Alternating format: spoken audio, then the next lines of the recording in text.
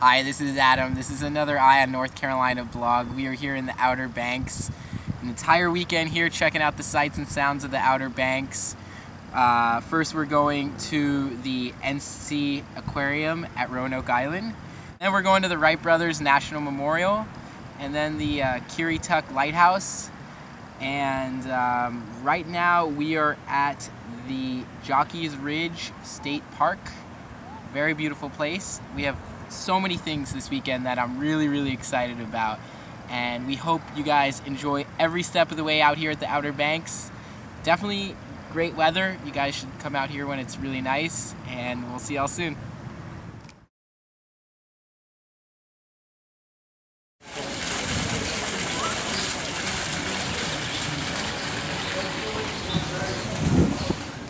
Hi, this is Adam. This is another Eye on North Carolina blog. We are here at the NC Aquarium on Roanoke Island.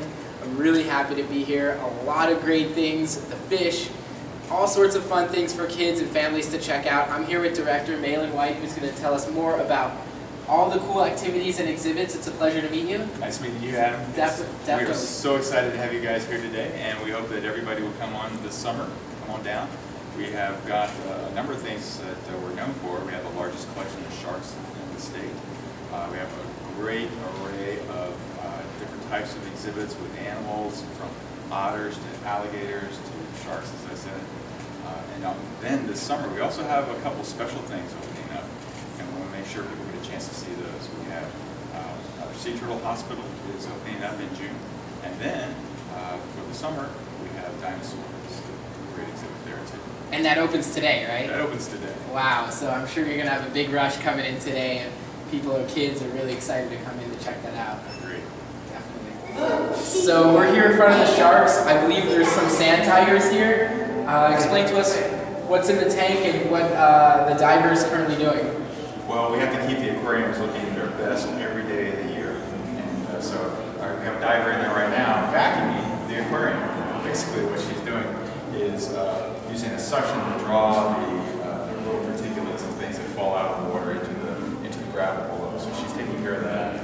We have filtration systems that keep the water that's crystal clear to see down. This is 285,000 gallons of water. So this is the largest aquarium in the state. And as I said before, with over 12 sharks in here, we have the largest collection of large sharks.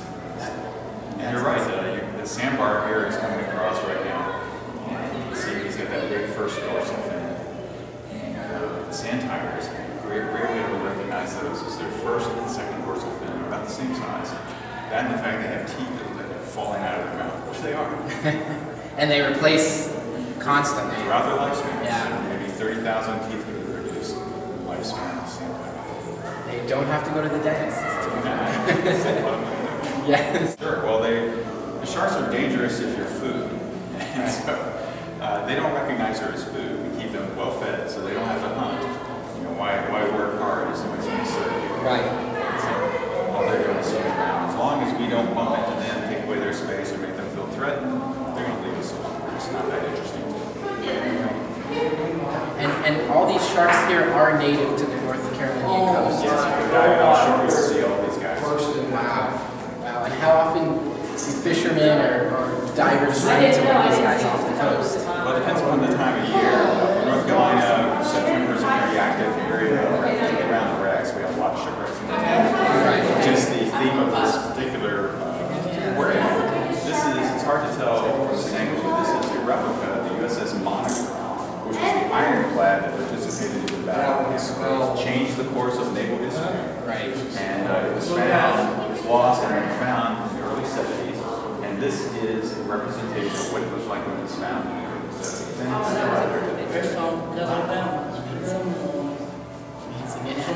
How much water is in this tank again? 285,000 gallons. 280. That's a lot of bathtubs. That is a lot of bathtubs, indeed. And what are these type of fish called? These are sheep's heads. Sheep's heads. And if you look closely, you'll notice they have some incisor teeth that are adapted for picking. They can nip away at things. And look at the teeth on the sand tiger. You see a couple of them near the edge, about ready to fall out now. Wow. And those teeth, when you have teeth like that, that's good for seizing prey and then swallowing it whole. So it's not good for chewing. How big is it? Like little knives. Or spikes.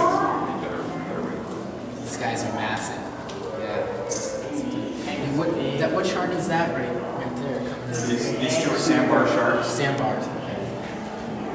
And the third shark that we have in here is a nurse shark. And nurse shark is usually hiding in the wreck, so I don't expect to see her. Let's go look at these. Did you do it? Yes.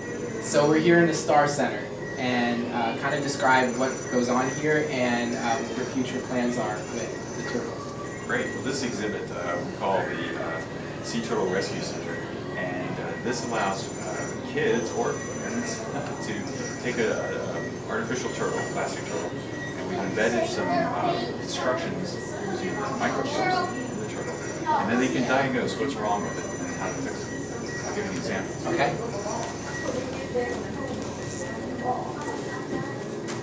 Take a turtle, just came in, something's wrong with it, we're not sure what. We lay it on the exam table. Aww. That queues up, we have a scanner that reads the turtle. Queues up a program, so we've got to do an x-ray.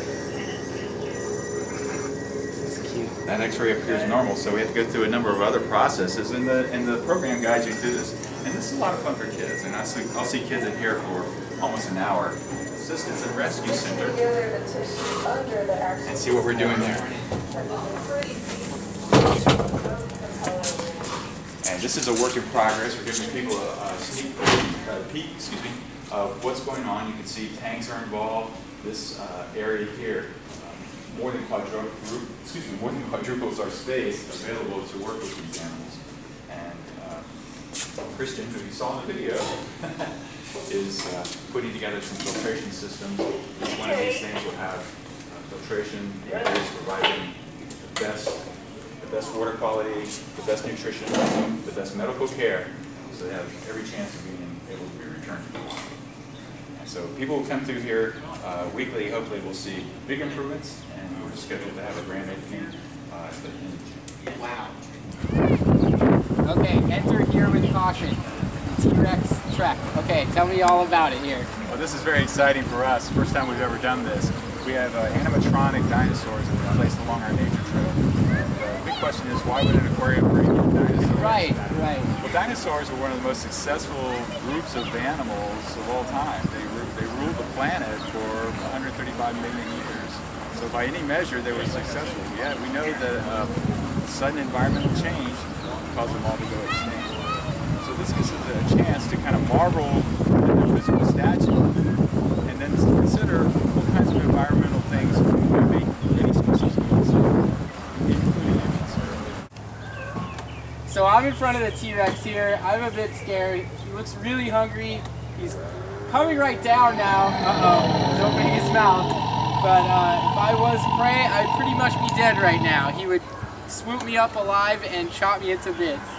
But this is a great exhibit to give kids an idea of these amazing creatures that once inhabited our Earth. And it's great that the aquarium here has this exhibit for everyone to see. You gotta make out with the turtle. You gotta make out first.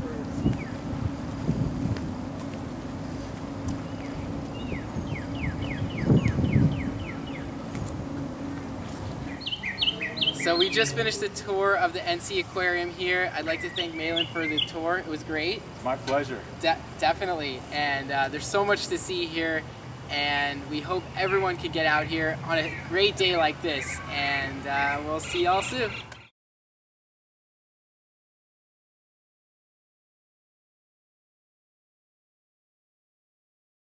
Hi, this is Adam. This is another Eye on North Carolina vlog. We're here in Kill Devil Hills, North Carolina at the Wright Brothers National Memorial.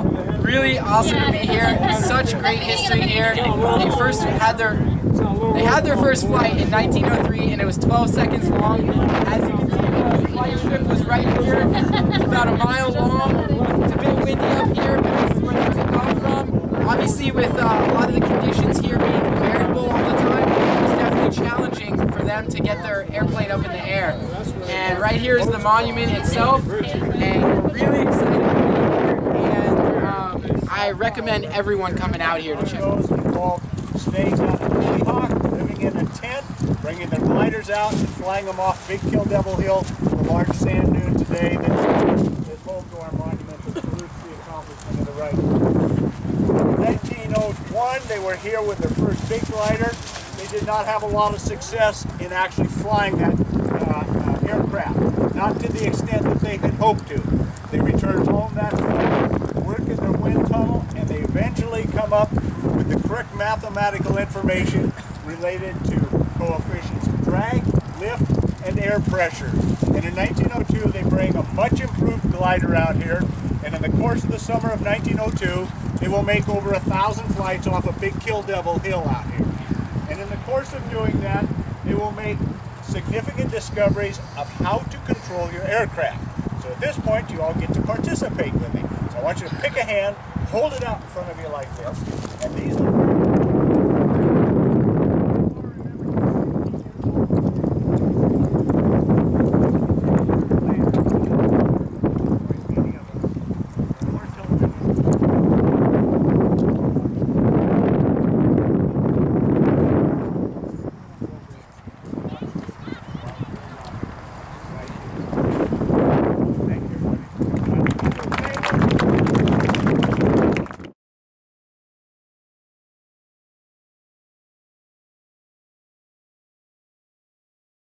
Hi, this is Adam. This is another Eye on North Carolina blog. Our tour of the Outer Banks continues.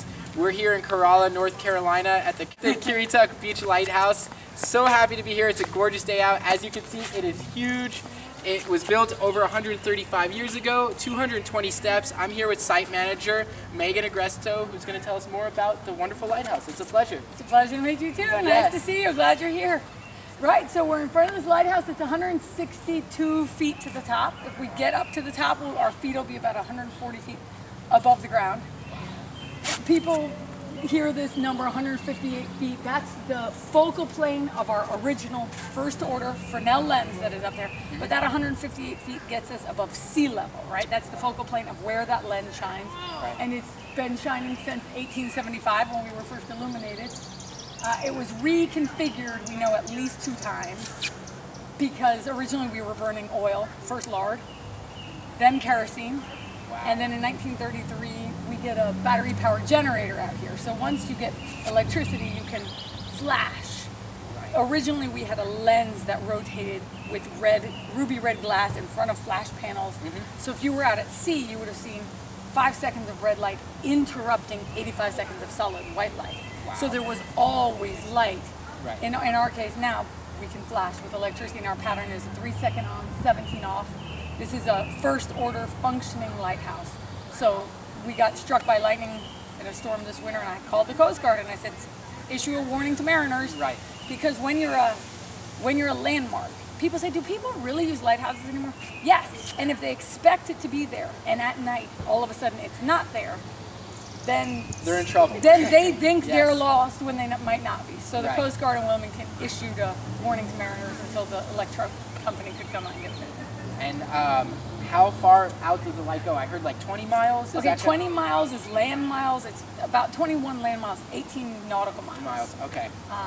And that's all. There's a 1,000-watt bulb in there, but it's because of the power of the prisms and the alignment of the prisms that allows it to go that far. The bulb, I mean, it's a big bulb, but a big bulb doesn't take you 18 miles unless you've got that incredible prisms, those incredible prisms around it. Right. One of the questions I was thinking of when I was coming up here is, why is it not right on the water? I love that question! A lot of lighthouses are usually right on the water. Here, I mean, okay. Yes, we're in the Outer Banks, but you know, there's some land around it. Okay, so usually people ask me that question a little differently. Is it, why aren't you built on the beach? Right. Okay, because you don't want to be built right on the water, because by 1875 they understood that erosion could come and get you. So Right. Body Island was already on its 3rd iteration by the time we were built. Wow. You know, Sand Island in Alabama, which is an almost twin to us, had started losing all the sand as soon as it got built. They knew building right on the water is a problem. Right. But building on the beach is exactly what they did here. the entire time lighthouse keepers are carrying oil to the top. This is the beach. None of these trees around. We'll see pictures inside. But from 5 miles out, you could see the keeper's house. From sea. There were no trees here, there were no dunes here. It's not until, so we electrify in 1933, we automate in 1937. Coast Guard takes over the lighthouse service in 1939, and in 1940, the WPA comes to the Outer Banks and builds dunes, or at least up here in Corolla.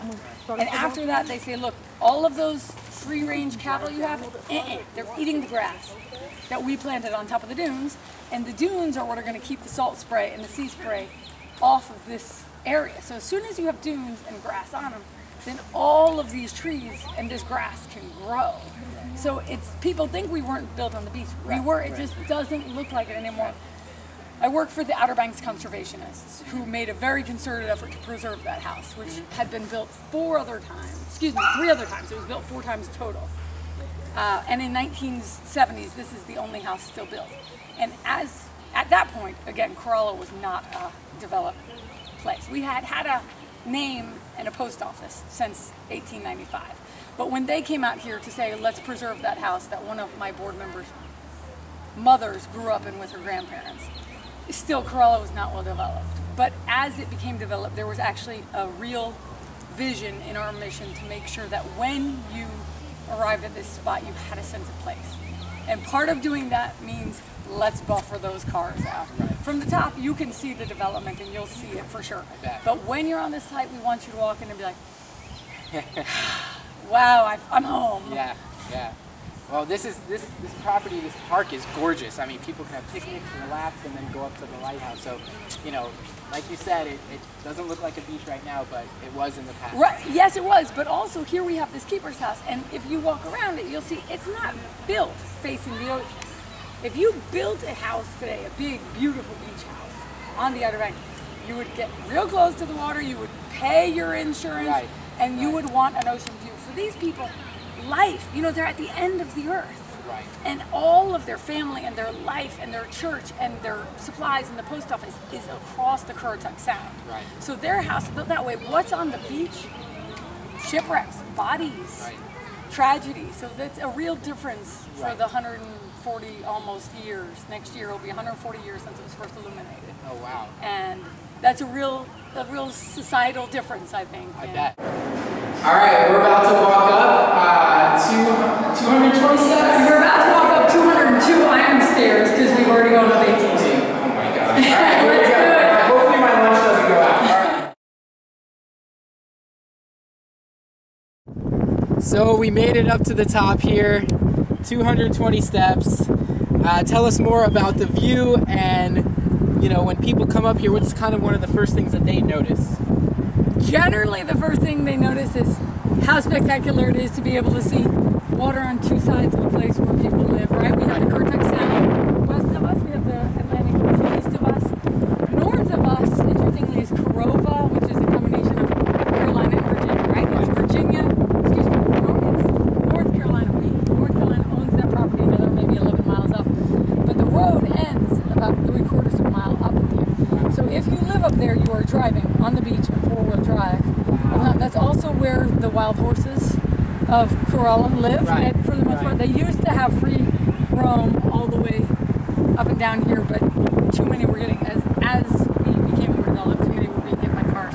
So now there's actually a cattle grate and a fence, which keeps them for the most part up there. People must drive slower, given that they're on the beach, so that keeps them a little more protected. Right. And is this open all times of the year? I can imagine on a cold, wintry, blustery day, this isn't open. Great question. So because we're made of brick, in the summer we get hotter, in the winter we stay colder. So from the weekend after Thanksgiving until a couple of weeks before Easter, we're closed. We see almost nobody, and it's that iron when you're climbing is just so cold. Plus we can't air conditioning or heat the tower. So my employees, I just can't find. Corolla is a town of 500, almost all of whom are retirees. And I cannot find anyone to whom I could say, I will go to sit you in the freezing cold lighthouse in January, please come. That for employment purposes, it doesn't work that way, Right. Wow. It is absolutely stunning up here. It is gorgeous. Right, you can see there's all sorts of interesting things to see. That you can see invasive grass growing there. You see how those are two different distinct colors? This is the Outer Banks Center for, this is the Outer Banks Center for Wildlife Education. It's a state-owned building and free to the public. They have programs, they have displays, they have a big fish tank in there. And then southwest of that is the Whalehead Club, which is a 1920s hunting home. Actually, a rich northern couple came down and built it full because the hunting in this area was so exceptional. It's an incredible location. So obviously the Outer Banks has weathered many hurricanes. Has this particular lighthouse sustained any damage throughout the year? Oh, you know, not much. In one a couple years ago, all of the paint got sandblasted off, which is a testament to how rarely sand actually blows up here, I think, because it doesn't usually happen. We know Charleston, South Carolina, in the 1800s sustained an incredible earthquake, which we know was felt by our keepers as well as aftershocks. We can tell from their journal notes. Right. And in fact, a couple years ago, the earthquake that really damaged the Washington Monument, we could feel on some of our outbuildings here, but not in the tower itself. Well, Megan, thank you so much for giving us a tour of the lighthouse. It's amazing, and I encourage everyone to come up here, especially on a sunny day. It is gorgeous out, and come out to Corolla, North Carolina, and we'll see y'all soon. See you later. Hi, this is Adam. This is another Eye on North Carolina blog. We are here at Cape Hatteras National Seashore, waiting for our ferry to come. I believe it's out there in the distance. We're really excited to get back to the mainland here. We had such a fun weekend in the Outer Banks. We went to the Wright Brothers Memorial. We went to Jockey Ridge State Park. A lot of awesome sand dunes there. We went to Currituck Lighthouse. That was awesome. You guys have to check it out. One of the few brick lighthouses on the Outer Banks. What else did we do? We spent the whole day here on the island, here on Ocracoke Island. It's so many great things to do. We went kayaking, swimming, had some good food at local restaurants. We recommend everyone to come out here, and we'll see y'all soon.